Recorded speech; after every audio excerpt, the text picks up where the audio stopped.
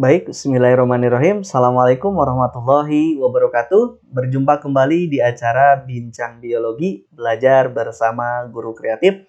Masih di acara Sukses UTBK ataupun SBMPTN di tahun ini, teman-teman.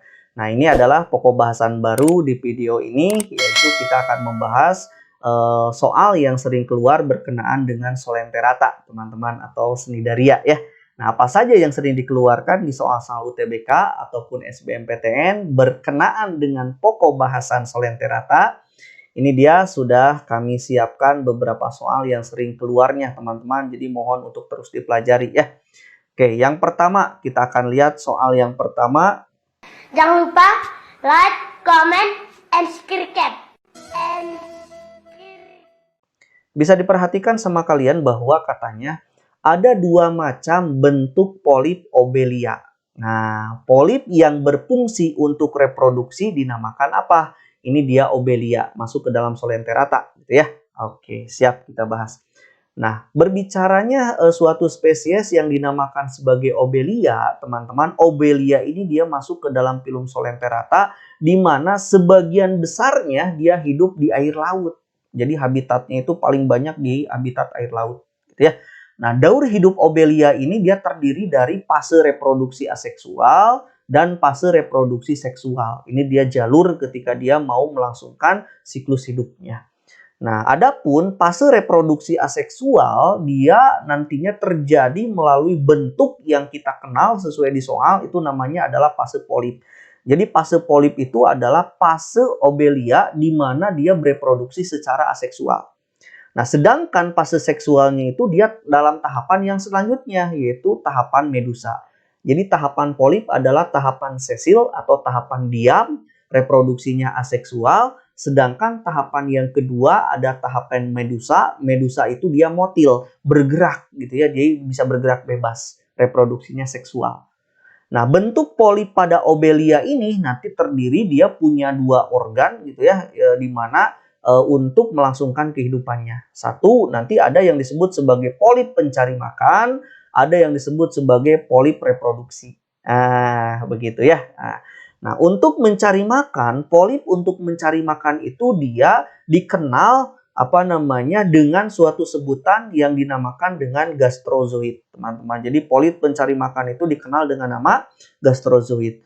Nah, sedangkan polip yang satunya lagi yaitu polip yang berperan untuk regenerasi atau reproduksi, maksudnya gitu kan ya, dikenal dengan nama polip yang kita sebut sebagai gonangium. Jadi di dalam polip itu ada dua bagian gitu ya, ada gastrozoid yang berperan untuk makan gitu ya, mencari makan, terus ada bagian gonangium yang digunakan untuk reproduksi.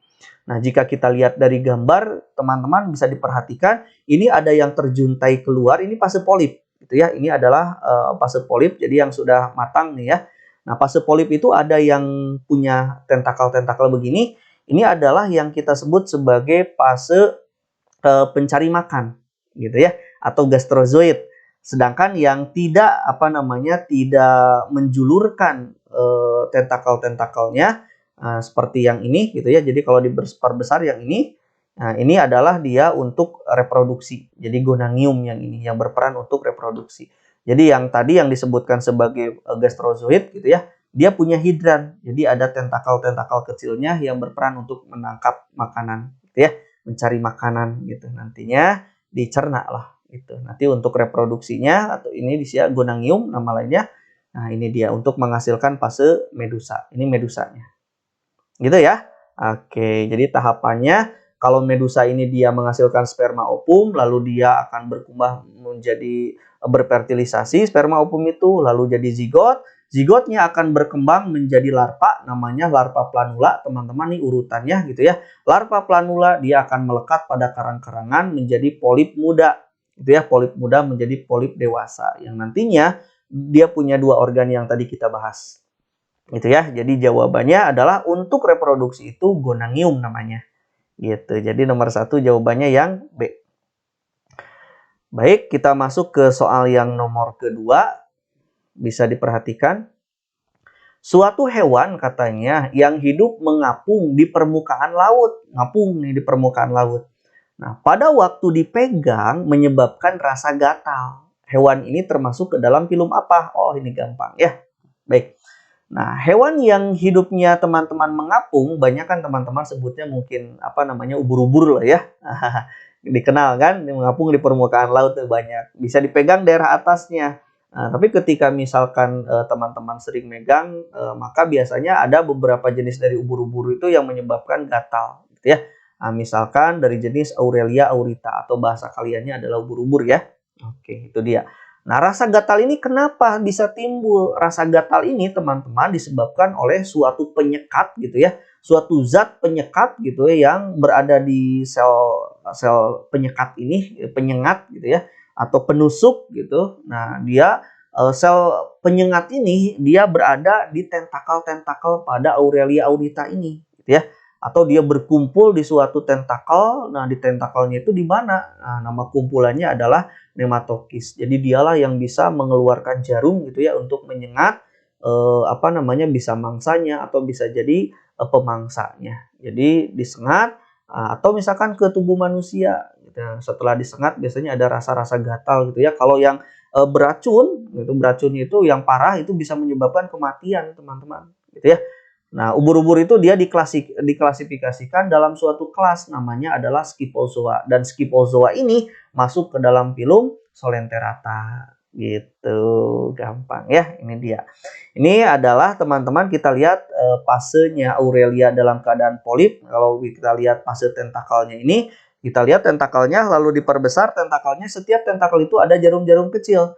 Lalu kalau jarum-jarum kecil ini kita perbesar salah satunya, nah ini dia triggernya, pemicunya gitu ya. Kalau dia bersentuhan dengan apapun, ini pemicunya, dia akan mengeluarkan gitu ya. Jadi pemicu dia akan merangsang nematokis atau nematosit, yang ini nematosit keseluruhannya merangsang benang tergulung yang ada di dalamnya. Benang gulungnya akan keluar, yang setiap benang gulungnya itu dia memiliki jarum-jarum yang akan menusukkan mangsanya. Gitu ya. Nah, ini dia senidosis atau knidoblasnya. Gitu ya. Nah, jadi jawabannya apa teman-teman? Dia masuk ke dalam filumnya Solenterata. Oke, berarti jawaban nomor 2 adalah yang D. Oke, baik kita masuk ke soal berikutnya yaitu soal nomor ketiga. Yang ini berarti ya. Nah, di soal ketiga ini teman-teman, terbentuknya evira dari skipistoma pada siklus hidup ubur-ubur merupakan bentuk reproduksi vegetatif. Oke, kita bahas nanti. Tadi sudah diperlihatkan gambarnya ya. Sebab bentuk epira pada ubur-ubur terjadi pada tanpa melalui peleburan gamet jantan dan gamet betina. Oke, kita bahas. Nah, teman-teman, epira ini apa? Epira itu, teman-teman, merupakan ubur-ubur yang masih dalam keadaan muda. Gitu ya, yang baru keluar tadi dari gonangium. Gitu. Nah, yang dibentuk dari proses strobilasi. Jadi, kalau misalkan pada pada obelia, tadi kan ada gonangium ya kalau pada obelia. Nah, di situ dihasilkan medusa muda. Nah, sedangkan pada ubur-ubur itu nanti dia melakukan strobilasi. Nah, strobilasi ini itu lepas pertama kali. Nah, ketika dia lepas pertama kalinya dia namanya epira. Nanti epira berkembang menjadi besar, menjadi medusa besar, berubah menjadi ubur-ubur, gitu ya. Nah, proses strobilasi ini dia merupakan generasi skipistoma. Nanti kita lihat gambarnya gitu ya. Jadi skipistoma itu fase polip di mana dia menghasilkan bagian-bagian tubuh gitu ya. Namanya strobila. Yang nantinya kalau lepas itu menghasilkan epira. Itu dia fase reproduksi vegetatif itu, aseksual. Gitu ya. Nah, epira dia akan tumbuh menjadi dewasa, yaitu menjadi Aurelia aurita, menjadi ubur-ubur yang siap bergerak kemana-mana, motil gitu ya, yang memiliki reproduksi generatif yang terpisah. Jadi ada ubur-ubur jantan, ada ubur-ubur betina, gitu ya. Nah, sedangkan skipistoma dia merupakan generasi merupakan generasi penghasil nanti jadi kalau misalkan teman-teman lihat si skipistoma itu kan fase polip gitu ya. Dia itu hasil dari pertumbuhan larvanya pada ubur-ubur. Jadi ketika ubur-ubur jantan dan betina menghasilkan sperma ovum, lalu si sperma ovum itu dari zigot dia berubah menjadi larva. Nah, namanya itu larva planula. Lalu planula ini dia akan berkembang menjadi polip muda. Namanya apa? Skipistoma. Gitu ya. Jadi polipnya muda pada ubur-ubur itu namanya skipistoma. Nanti skipistoma menambah tubuhnya, nah itu dia strobila atau nama prosesnya adalah strobilasi. Gitu ya. Strobilasi nanti menghasilkan epira lagi gitu. Jadi gambarnya seperti ini nih. Jadi ketika menghasilkan sperma dan ovum medusa dewasa itu dia jadi zigot, zigot berubah menjadi larva planula, lalu jadi polip muda atau bahasa kitanya skipistoma gitu ya. Skipistoma dia menjadi polip yang melakukan strobilasi tahapan awal gitu ya. Nanti dia jadi strobila. Jadi polip dewasa yang menghasilkan banyak strobila. Lalu strobilanya itu dia lepas dari tubuh polip ini lalu menghasilkan medusa muda atau epira. Epira menjadi ubur-ubur dewasa lagi. Gitu ya. Jadi jawabannya adalah betul-betul dan saling menghubungkan. Gitu ya. Gampang nomor 3. Jawabannya berarti A. Oke, kita masuk ke soal nomor keempat. Teman-teman bisa diperhatikan. Di soal nomor keempat ini katanya pada daur hidup Aurelia aurita atau ubur-ubur, stadium yang berenang bebas gitu ya dengan memakai silia dan belum mempunyai tentakel dinamakan apa? Tadi ya sudah dibahas di soal nomor 3 kelihatan dari gambarnya. Oke. Nah, pada siklus hidupnya Aurelia aurita atau bahasa kitanya ubur-ubur ini, teman-teman, nanti stadium yang mampu berenang bebas itu dia dengan memakai silia-silia kecil gitu ya, dia belum memiliki tentakel yang panjang, itu dia dinamakan suatu tahapan yang disebut sebagai planula. Jadi planula itu dia larva bersilia gitu ya yang berenang bebas gitu. Nah, pada Aurelia aurita atau pada ubur-ubur itu dia tergolong ke dalam filum Solenterata kan ya, di mana tubuhnya itu dia memiliki rongga. Dia ciri khasnya seperti itu. Nah, dalam perkembangannya Aurelia aurita ini dia memiliki dua fase hidupnya. Fase polip tadi sudah dalam keadaan aseksual, dia mampu bereproduksi secara aseksual, sedangkan fase medusanya itu dia bereproduksi secara seksual atau generatif gitu. Nah, daur hidupnya pada Aurelia aurita tadi digambarkan sudah ini nih kalau mau dirangkumkan saya sudah buat gitu ya. Jadi ketika terbentuknya zigot, zigot itu dari pergabungan sperma dan ovumnya pada Aurelia aurita medusa dewasa gitu ya. Lalu dia zigotnya itu dia akan membelah gitu ya, jadi morula, blastula sampai jadi gastrula. Yang nantinya dia akan berkembang menjadi suatu larva yang disebut sebagai larva planula atau larva bersilia. Gitu ya, sebagai alat geraknya adalah silia gitu. Nah, larva planula ini dia akan menempel pada karang-karangan misalkan gitu ya. Jadi polip gitu ya, namanya adalah skipistoma. Skipistoma dia akan melakukan pertambahan tubuh namanya strobila jadi besar.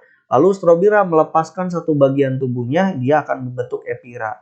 Dan epira berkembang kembali menjadi medusa dewasa atau dia menjadi ubur-ubur. Gitu ya. Ini gambarnya yang tadi sudah kita bahas ya. Jadi sperma dan ovum setelah bergabung jadi zigot, jadi larva planula, lalu dia jadi skipistoma, lalu jadi strobilasi. Ini ya strobila ini. Tubuhnya satu bagian lepas jadi epira, epira muda itu menjadi medusa dewasa. Ya, siap untuk bergerak menjadi reproduksi seksual lagi. Gitu. Jadi jawabannya adalah larva planula yang bergerak dengan silia ya. Oke. Itu nomor 4. Kita masuk ke soal yang berikutnya, yaitu soal nomor ke-5 ya.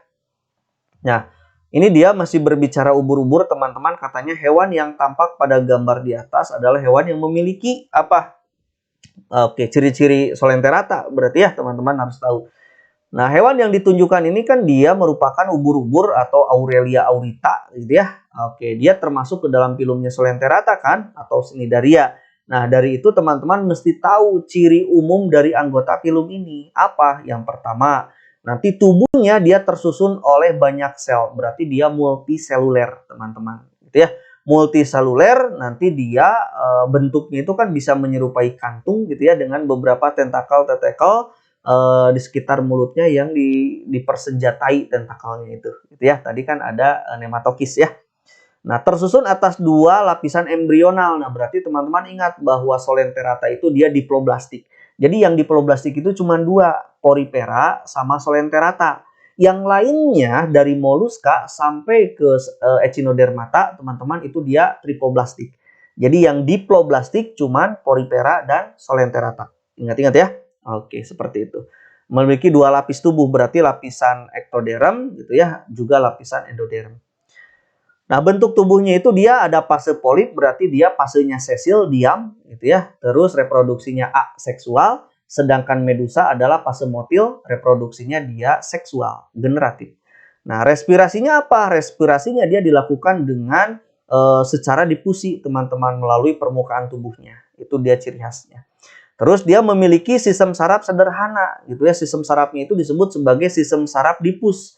Ya, apa maksudnya difus? Artinya menjalar gitu ya. Jadi ketika ini ubur-ubur, teman-teman tekan sebelah kiri, misalkan sebelah sini, maka saraf impuls ini dia akan langsung diedarkan ke seluruh tubuhnya. Jadi bagian tubuh yang lain pun langsung merasakan gitu ya, bahwa itu adalah ada sentuhan atau ada rangsangan dari situ. Itu difus, disebarkan secara langsung gitu ya. Itu sederhana seperti itu. Terus pencernaannya dimulai dari rongga yang disebut sebagai rongga gastrovaskuler, teman-teman. Dia sebagai pencernaan ekstraseluler gitu ya. Dan diselesaikan nanti pada sel-sel yang namanya gastrodermal. Ini adalah yang disebut sebagai pencernaan intraselulernya. Jadi mesti tahu ya, intraselulernya nanti terjadi pada sel-sel gastrodermal, sedangkan pencernaan ekstraselulernya terjadi pada gastrovaskuler. Ingat-ingat ya, seperti itu.